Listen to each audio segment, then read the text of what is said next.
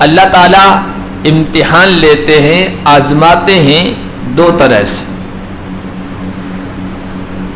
کبھی آزماتے ہیں دے کر، کبھی آزماتے ہیں لے کر.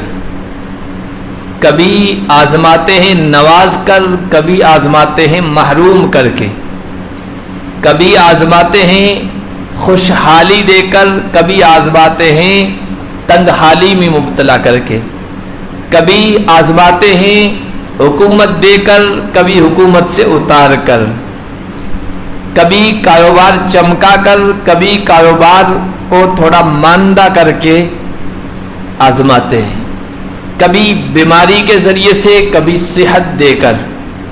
کبھی امیری سے، کبھی غریبی سے. یہ سب اللہ تعالیٰ کی آزمائش کے انداز ہیں. وَنَبْلُوكُمْ بِالشَّرِّ وَالْخَيْرِ فِتْنَةً.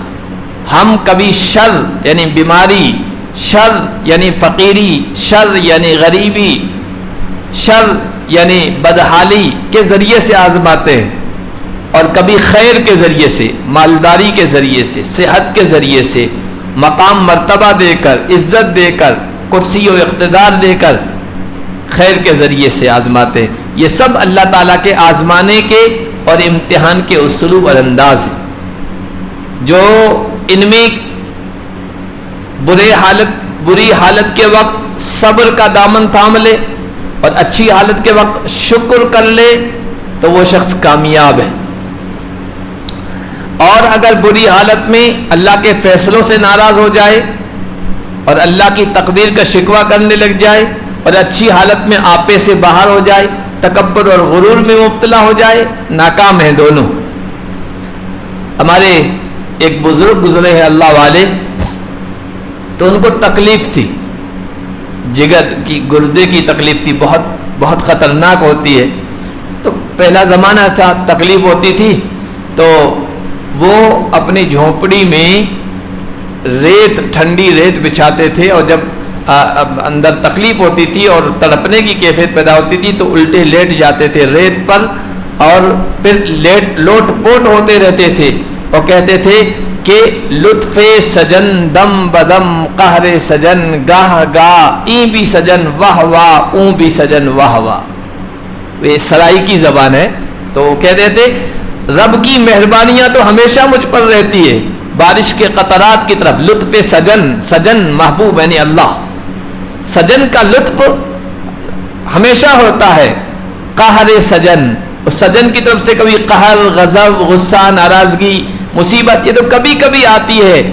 اس پر بھی واہ واہ سبحان اللہ الحمدللہ، اس پر بھی الحمدللہ. جس حال میں سجن رکھے میں اسی پر راضی ہوں، تو ایسا شخص کامیاب ہو جاتا ہے.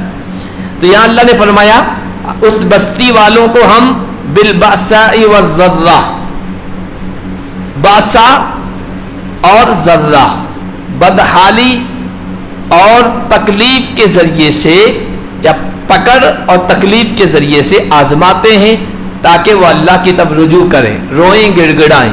باسا وہ تکلیف یا وہ پریشانی جو انسان سے کے جسم سے باہر کی ہے، خارجی تکلیف، جیسے ظالم بادشاہ کا مسلط ہو جانا، زلزلوں کا آنا، طوفانوں کا آنا، سیلابوں کا آنا، سخت گرمی میں مبتلا کر دیا جانا، سخت سردی کی لہر اٹھنا، یہ انسان کے جسم سے باہر کی خارجی جو بیماریاں ہیں وہ باسا اللہ اس طرح کے لیے آتے ہیں تاکہ یہ میری طرف رجوع کرے، روئیں، گڑ گڑائیں. اور کبھی ایسی بیماری میں مبتلا کر دیتے جو انسان کے جسم کے اندر کی ایسی پریشانی، ٹینشن میں، بیماری میں، تعلقات کی خرابی میں، یہ سب انسان کے اندر کی پریشانیاں ہیں. ثم بدلنا مکان السیئۃ الحسنہ، برے حالات ہم لے آئے لیکن نہیں سنبھلے، وہ ان کی آنکھیں نہیں کھلی، عبرت حاصل نہیں کی، پھر ہم نے اس برائی کی جگہ اچھی حالت کو تبدیل کر دیا. بیماری میں مبتلا تھے، صحت دے دی، کیونکہ کچھ بندے ایسے ہوتے ہیں کہ اچھی حالت مل جائے تو وہ اللہ سے جوڑی جاتے ہیں. تو ہم نے بیماری کے بجائے صحت دے دی، بدحالی کے بجائے خوشحالی دے دی، ظالم بادشاہوں کو جو ہٹا کر امن، چین، سکون، عدل اور انصاف کا ماحول ان کو دے دیا. کاروبار مندہ تھا، چمکا دیا. اچھی حالت میں ان کو مبتلا کیا. اولاد نہیں تھی، اولاد دے دی. غریبی میں مبتلا تھے، امیری عطا کر دی. تنگ دستی میں تھے، خوشحالی دے دی. مال کی کمی تھی، دولت کی فراوانی کر دی.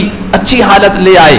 حتی عفو، یہاں تک کہ وہ بڑھ گئے، پھلنے پھولنے لگ گئے، کاروبار چمکنے لگا، اقتدار کرسی کا جو زمانہ ہے وہ لمبا ہو گیا. وقالو، اور وہ کہنے لگے قد مس آباءنا الضراء والسراء، ہونا تو چاہیے تھا کہ اللہ کا شکر ادا کرتے. کہنے لگے ہمارے باپ داداؤں کو بھی اس طرح کی تکلیفیں اور خوشحالیاں پہنچتی رہی ہے.